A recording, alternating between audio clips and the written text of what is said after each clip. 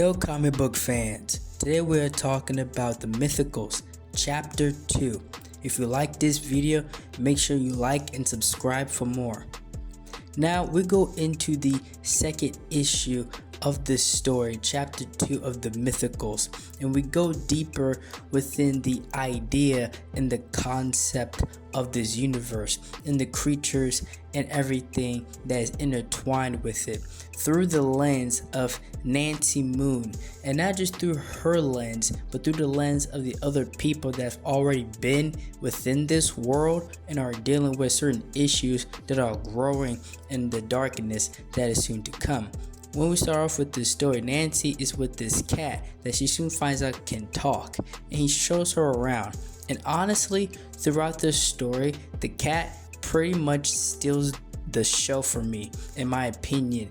Just the way he is portrayed, just the way the character itself is handled. This cat showed a lot of personality, he showed a lot of charisma, he showed a lot of history just within this story. And another great aspect about this story is when we dive deeper in with the villain of the story and his true intentions and what he wants to do to this world. And we see that through the lens on what he does to this man, the lengths he's willing to go, and the gore that is within this scene. This guy is very intense and he's very focused on his mission and what he really wants to do, and the message really gets across to us as the reader to how very dark and evil this guy is. And that is something that I appreciate. The bad guy stays the bad guys, the good guy stays the good guys.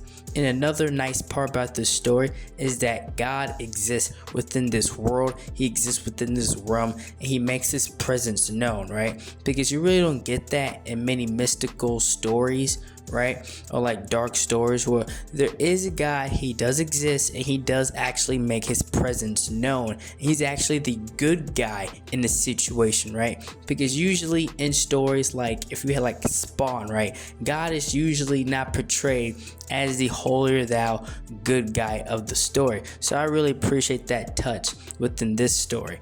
And as it goes on, we see more aspects of how this organization operates, right? In reading this, I get a lot of Hellboy vibes, right? Like the concept of what they did within their universe in this is very similar, but I like it. It's a very cool concept to use. It's just how you do it, right? It's how you execute it, which makes it unique.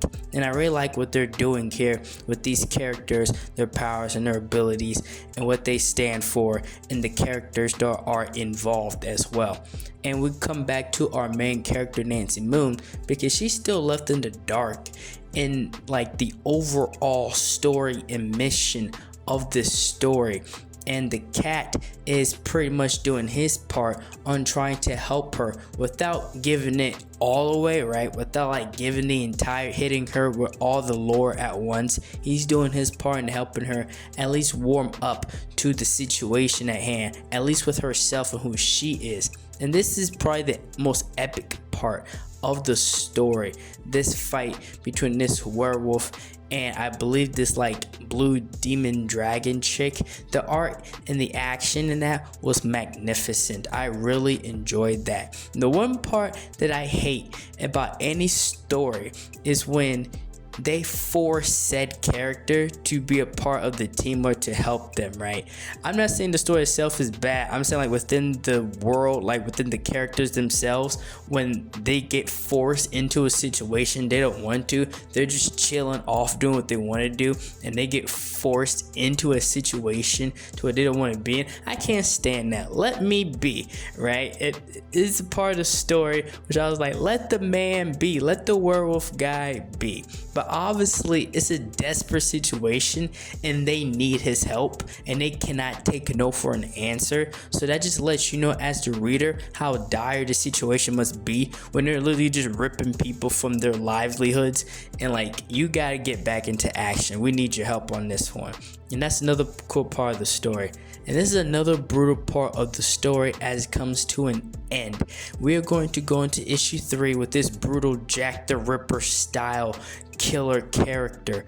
And again, it's another brutal part of the story which I also very love and enjoy. Well, that's all I have for this video and this issue. I very much enjoyed it. I got what I enjoyed out of the story. It really hit all the points where I'm like, man, I want to read more, and I hope it does the same for you guys as well too. If you like this video, like, share, and subscribe for more.